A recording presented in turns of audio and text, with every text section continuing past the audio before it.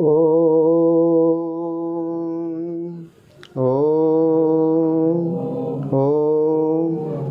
आज दिनांक 1 जनवरी 2023। आज का जो सत्संग का कार्यक्रम का समापन हुआ, लेकिन हम लोग एक कार्यक्रम रखते हैं, कुछ लोगों की अनुभूतियाँ जो अपना सुनाएंगे और अनुभूति सुनाएंगे। तो डॉक्टर मेघन राय आए हुए हैं, कई वर्षों के बाद आए हैं, तो आज नया वर्ष पर आए हैं, तो जिनकी अनुभूतियाँ सुने। इलेक्शन में लगे हुए कई वर्षों के बाद।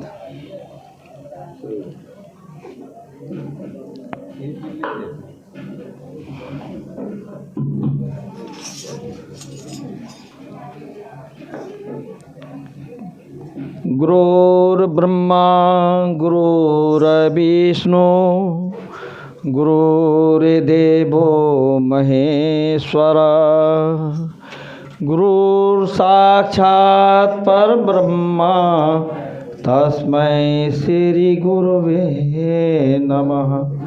तस्मै श्री गुरुदेव नमः। तस्मै श्री गुरुदेव नमः। परम पूज्य सद्गुरुदेव सद्गुरु माँ की सूक्ष्म उपस्थिति में मैं आज नववर्ष 2023 दिन रविवार का मुझे भी आज बोलने का मौका मिला है। विद्यापति ईश्योग धाम मंदिर में हम सभी लोग महीना के प्रथम रविवार को सत्संग भजन का आयोजन रखे हुए हैं, जिसमें हम लोग शामिल होते हैं। आज वह बहुत अच्छी दिन है, जिसमें कि साल का पहला दिन रविवार हम लोग यहाँ गुरु जी माता जी की सूक्ष्म उपस्थिति में पधारे हुए हैं। गुरु जी माता जी के चरण कमलों में हम सबों को के तरफ से कोटि कोटि नमन, कोटि कोटि प्रणाम, एवं बड़े भैया जी के भी चरण कमलों में कोटि कोटि प्रणाम। मुझे कहा गया कुछ अनुभूति कहने के लिए, तो इस योग में जब से मैं दीक्षा लिया हूँ तब से तो हर पल हर क्षण अनुभूति होता ही रहता है। अनुभूति का मेरे पास कोई सीमा नहीं है। मैं क्या कहूँ नहीं कहूँ, गुरु जी जाने। एक बार जब मैं दीक्षा इस योग में लिया था, तो इससे पहले मैं बहुत सा आध्यात्मिक संस्था में बौख गया था। मैं जाता था, पता करता था कि इसमें क्या गुण रहस्य है, जो लोग इतना जुटे हुए हैं, इतना सब भजन गायन करते हैं। मैं भी जाकर देखूं। मैं जब संतुष्ट होऊंगा तब मैं वहाँ दीक्षा लूँगा, लेकिन मैं कहीं से भी संतुष्ट नहीं हो पाया, क्योंकि मेरा एक प्रश्न था, आंतरिक प्रश्न, जो मैं कहीं कह नहीं पाता था, किन्हीं भी विद्वानों को भी नहीं कह पाता था। वह था कि मैं कौन हूँ। मैं कौन हूँ का जवाब मुझे कहीं भी किसी भी संस्था में नहीं मिल रहा था। लेकिन एक बात कहा जा रहा था कि आप 108 बार नमः शिवाय की जाप करो, एक बार राधे राधे बोलो, राधे श्याम बोलो। हर संस्था में हर ढंग की बात कहा जा रहा था कि 108 बार बोलना है। मैं कहा कि जब मैं 108 बार जब उंगली पर गिनूंगा, 1 2 3 4 5 6 करके मैं जब गिनूंगा, तो मेरा ध्यान वहाँ से हट जाएगा, प्रभु की तरफ से हट जाएगा, अलग हो जाएगा। तो वहाँ पर फिर मैं डिस्टर्ब हो गया। इसलिए मैं ये संस्था मेरे लिए ठीक नहीं है, मैं इसमें नहीं जाऊंगा। एवं प्रकार से मैं करते करते करते करते खोजते खोजते मुझे इस योग के बारे में पता चला और मैं विद्यापति धाम, जिसको आज विद्यापति धाम भोला शंकर जो हैं, वहाँ मैं प्रत्येक रविवार को वर्षों से जल चढ़ाने के लिए आता था 2-4-5 साथी के साथ। सभी लोग धन दौलत पुत्र प्राप्ति बहुत सारा होता है, मन्नतें मांगते हैं, लेकिन मैं उनसे एक ही जल चढ़ाने के बाद बात उनसे कहता था, भोलेनाथ से एक कोना में खड़ा हो जाता था और कहता था कि हे प्रभु, मुझे आप ऐसे गुरु से मिला दें कि मैं आपको छोड़ूं नहीं और गुरु को भी नहीं छोड़ूं। ये वर्षों तक मैं प्रार्थना करता रहा। कहा जाता है दीपक तले अंधेरा, दीपक तले अंधेरा, वही अंधेरा मेरे सामने था। मैं जब इस रास्ता से जाता था तो बोर्ड में लिखा हुआ था, ईश्वर का जो पत्रिका के पीछे जो लिखा हुआ शब्द, मैं उसे गौर से पढ़ता था और समझता था मैं किनके पास जाऊं। उसमें क्योंकि लिखा हुआ था व्यवस्थापक विद्यापति साहित्य राजा चौक, मैं वहाँ जो है सो किन्हीं से पूछ नहीं पाता था। मैं यहाँ रुकता, एक पान दुकान है वहाँ मैं पान खाता, उसके बाद वापस चल जाता। इसी दरमियान मैं एक दिन पान दुकान पर था तो परिचित तो नहीं थे हम उन व्यक्ति से, एक अवधेश चौरसिया जी, अवधेश भैया, वो पत्रिका लिए हुए थे और नवीन भैया को कह रहे थे कि पत्रिका जो है सो मास्टर साहब को बुला लो, यहाँ पर जो मास्टर साहब हैं पासवान जी, नागेश्वर बाबू को, और वो जाके पहुँचा देंगे। तो मैं कहा कि सर जी मुझे आप एक पत्रिका मुझको दीजिए, मैं देखता हूँ। अब पान वाले को मैं कहा कि थोड़ा पान आप लगाइए मेरा, हम थोड़ा देख लेते हैं। मैं देखा, मुझे वह चीज़ मिला। मैं पूछा कि ये क्या चीज़ है, वो सारी वृत्तांत हमको बताए।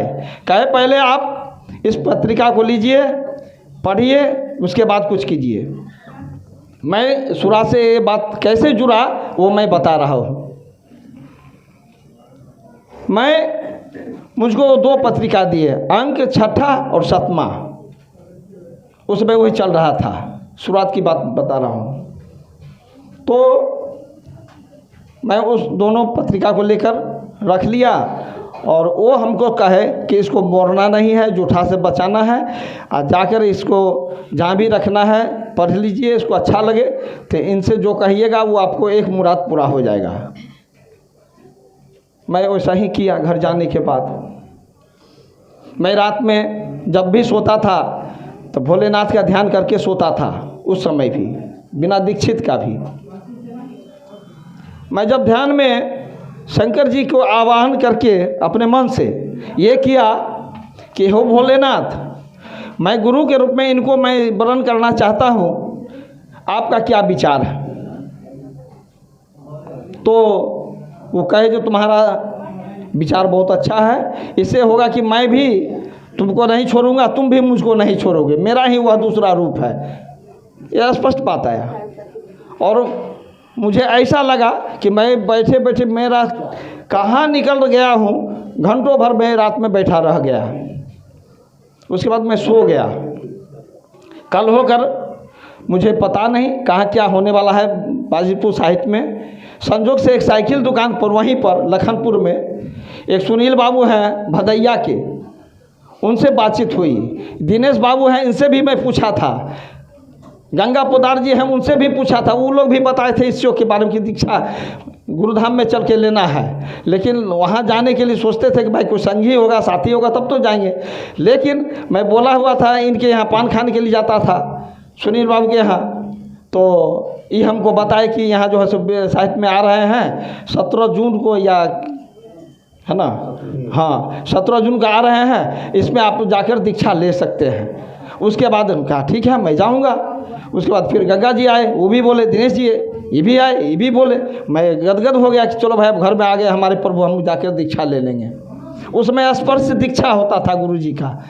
गुरु जी जेंट्स को देते थे और माता जी लेडीज़ को देते थे दीक्षा।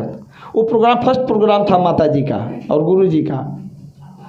मैं था और एक हमारे ग्रामीण रामेश्वर जी हैं जो कि सब जी साथ रहे हैं विद्यापति धाम आने के लिए जाने के लिए, एक ही जगह रहते हैं। उन्हें भी और हमें भी बैठे, गुरुजी आए, स्पर्श दीक्षा दिए, कृपा उनकी, पत्रिका भी छपा था उस। तो इस ढंग से मुझे मिलने के बाद बहुत सारी बात जो है सो अनुभूति होते गया। मुझे जहाँ तक जो समय मिलता है मैं इस योग से हूँ, नहीं आता हूँ, नहीं पहुँच पाता हूँ, लेकिन मन में तो वही है, सब बात तो वही है। सर्वस्व निछावर किए हुए हैं, आगे मालिक की मर्जी, जो जैसा करना है करें। लेकिन इस योग में जो भी व्यक्ति जुड़े हैं, मेरा रिक्वेस्ट यही है कि जानकारी भी ले ले, साधना की प्रक्रिया भी समझ ले, उससे सही रास्ता मिल जाएगा और सही जो है सो मार्गदर्शन के रूप में गुरुजी आपको बताते रहेंगे, सब कुछ मिलता रहेगा, कहीं से कोई किसी भी चीज़ की कमी नहीं होगी, ये बात तो ज़रूर है। इसमें बहुत सारा चीज़ यही सब मिलता है और बहुत सारी बात। परम पूज्य सदगुरुदेव सदगुरु माता जी की जय, परम वंदनीय सदगुरु शक्तिपिंड मनोकामना देवी की जय। जय जय सीताराम। आपने भी डॉक्टर मेहन राय जी का अनुभूति सुना।